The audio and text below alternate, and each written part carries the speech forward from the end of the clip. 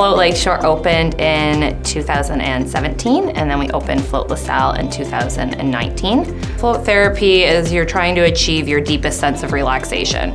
You know, letting go of your outside stimuli just to give yourself an hour in one of our tanks. So no light, no sound, you do have options of both. We also offer yoga, massage therapy, reflexology, Reiki. So when you're finished that, you can go and shut down in a float tank and then go on with your day. I think with everyday life, we get so busy that we don't take time to just relax, to just shut down. You know, letting go of your outside stimuli just to give yourself an hour in one of our tanks. When you have something that's new that nobody has any idea about, it's trying to just educate everybody on what exactly they're even coming in to do. And word of mouth has been huge for us. Like everybody's, you know, you go and tell 3 friends about your experience and then they come in and it just kind of goes from there. So that was, I guess, like our biggest challenge. I've always loved baking, and originally my plan was to be a doctor, but baking was always something that I did because I really loved it, and I loved being able to be creative with food. Windsor has really come leaps and bounds now with vegan food, but at the time, there really wasn't that like fluffy donut and that sweet treat that I was craving.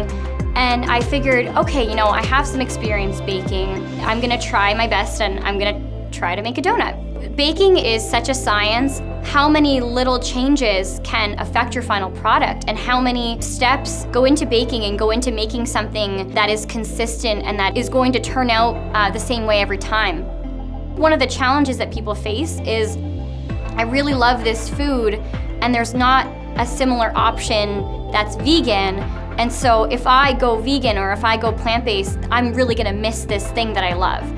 And so for me, is just incredibly rewarding so that I can offer that treat, that even if somebody isn't vegan, that they can make one small plant-based meal choice or treat choice and not have to feel like they're missing out on anything. We've always been interested in beer, and my sisters and Scott, who's the brewer, are all partners in the business, and we said, hey, this microbrewery, craft brew, is kind of making its way forward, so let's jump on board, and we decided, okay, let's do it. Found this building, bought it, decided, okay, we're gonna renovate it. We used actually as much as we possibly could. We used all the wood that was in the original building. We had to put a new concrete floor in the one side to put the brewing tanks on because it needed to hold 50,000 pounds, so wood floor is not gonna do that. But after 3 years, we finally got her done and opened up. You walk in the door, first I'm sure you'd be in awe of the building.